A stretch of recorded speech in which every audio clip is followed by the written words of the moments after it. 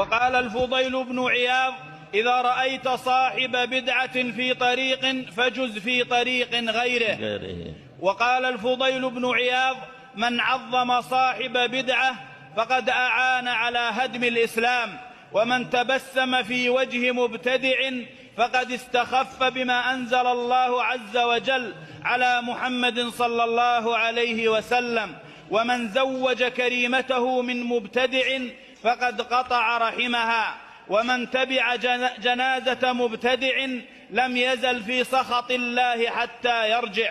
هذا كله لا الله إليكم. يقول السائل: ما حكم ذهاب بعض المشايخ والدعاة لإلقاء المحاضرات في ديوانيات ومخيمات أصحاب المناهج المخالفة للمنهج السلفي، وذلك بطلب منهم مع العلم أنه سيتم الإعلان عن هذه المحاضرات، وكذلك إعادة تغريدة لتغريدات مخالفين، ولكن لا يوجد فيها أي خطأ منهجي؟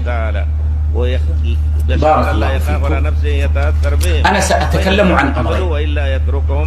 الأمر الأول ما أراه وفق ما قرره السلف الصالح رضوان الله عليهم في هذا الفعل.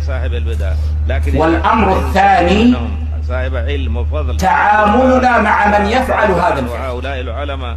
جبال العلم والفضل. أما الأمر الأول فالمعلوم عن السلف التحذير من مجالسة أهل البدع، بل كانوا ينهون أن تسمع من مبتدع آية من القرآن، يقولون: فإنك لا تدري كيف يدخلها،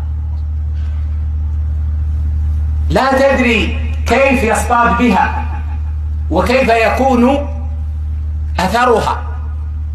فالأصل المتقرر عند السلف مفارقة أهل البدع، وعدم السماع منهم، وعدم مجالستهم.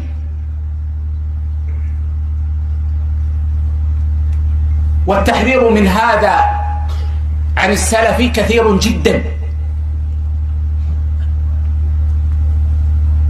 ولا يجوز أن يكثر السلفي سواد أهل البدع، ولا يجوز أن يدعو إليهم، ولا أن يحسنهم للناس ويزينهم للناس، لأنك إذا ذهبت إليهم زينتهم للناس.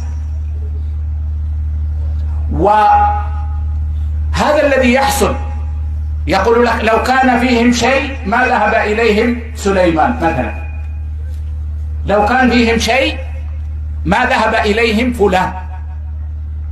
وهذا في الحقيقة مما يضر الأمة ويضر الدعوة.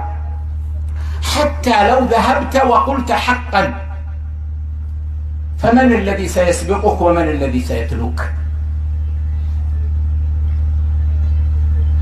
حضر أخيار من أجلك فألفوا المكان وجاءوا إليه مرارا وتكرارا.